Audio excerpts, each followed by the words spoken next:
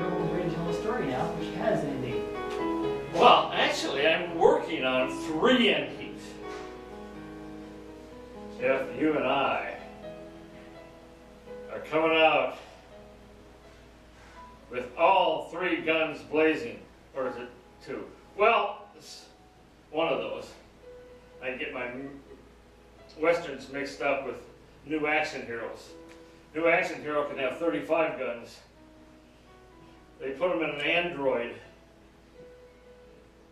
Anyway,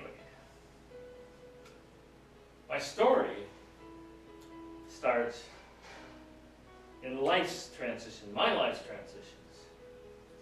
And I think my most dramatic life's change was when I finished college. And I remember sitting in the chapel at St. Thomas University.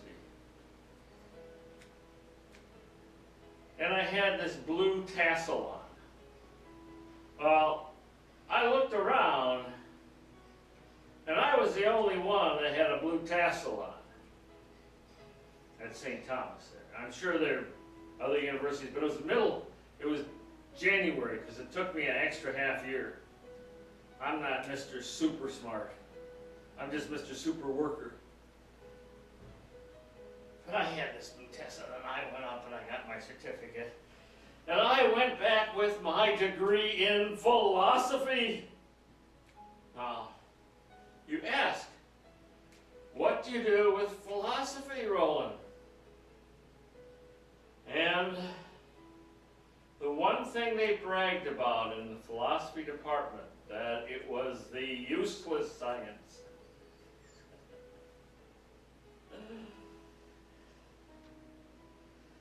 But I was the first one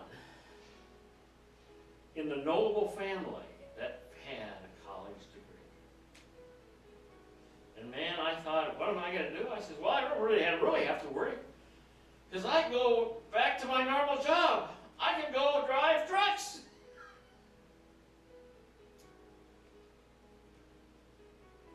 But I got out. And the next day, the transition started.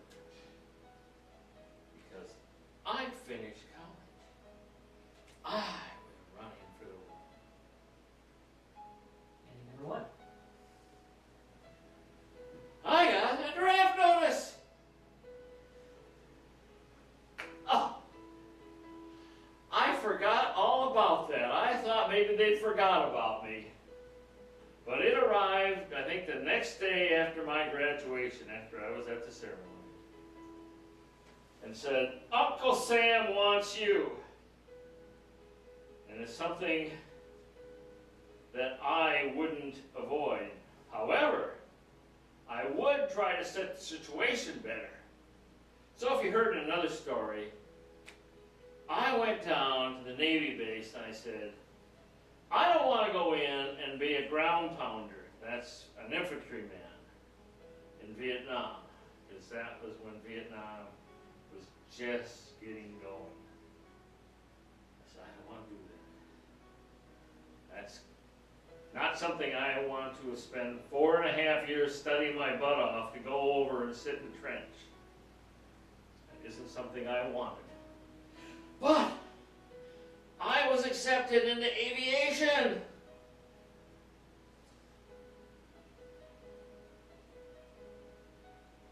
And I says, what's aviation? I had never flown before. But they processed the papers and they said, you'll be going in a few months. So I said, well, I'll go do the thing that I normally do. I went back and worked on the truck docks. See, because I was going to college, I didn't get a steady job so I could actually drive a truck, except in the summers and some of the other times. And to work absolute full time, I had to start at the dock. So I was loading trucks on the docks. And these guys were working really hard, and we worked really hard, and I was used to doing it. I did it forever. And I also, at the same time, every Saturday night that I had been since I started actually I did it since I was about 14, I went down to the local Star and Tribune and worked in loaded papers on trucks. Because I had to do a lot of work there when I graduated college. And I was working at the docks, and these guys were working with me, and they thought I was going for foreman because I really worked hard. Man, and they said, well, they're going to make foreman for me, so they worked really hard too. All of a sudden, it got right down to about 2 weeks before, and I said, I need a little time off. So I came back and I said to all of them, I says, I'm turning in my notice today. They said, why? I said, oh, I'm going to be a naval aviator. And all these truck helpers and the loaders and all the guys that work in dock looked at me and said, you gotta be me. And I said, yeah. They said, well, you gotta have a college degree to do that. I said, well, I got one. And their mouths went wide open, and they looked at me, and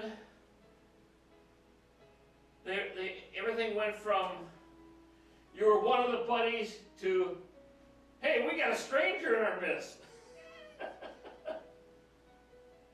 But we celebrated, and we had a good time. We had a party, went out to a local bar, had a couple, and I said goodbye to them, and I left. And as I left, I waved by, and I said, you guys have a nice life. And they said, go out. Fly jets rolling. Bye. They all waved. Okay, that's number two. 2. I went to the Star and Tribune. And I'd worked there forever and ever. And I had friends that I had actually brought into it that worked Saturday nights with me. And they worked the docks. And we go out with drivers, because going through college, you got to be pretty mature. Actually, you have to be older, not mature. When you're a truck driver, it's not mature, it's just older. And I did the same thing. I went in and said, this will be my last day. And they knew I was in college, because they called me from college to go on some union strikes. So they knew I was in college. And they all celebrated that they had participated with me, some of them for 8 and 10 years. And they were part of my life. And they were wonderful people. And we celebrated, and there's 14 chutes that you unloaded papers and worked with them. And I must have known 30 fellas. And as I left, I celebrated, and I looked back at some of my buddies in high school. And I knew if I came back in 10 years, they would still be there. Number 3. Okay. Thank you, Roland. All right. Now, what Roland has just demonstrated are a few different types of endings. More importantly, it's also the meta lesson that your journey doesn't end when you walk off stage. The idea here is that each of those endings was a transition from one state of life to the next.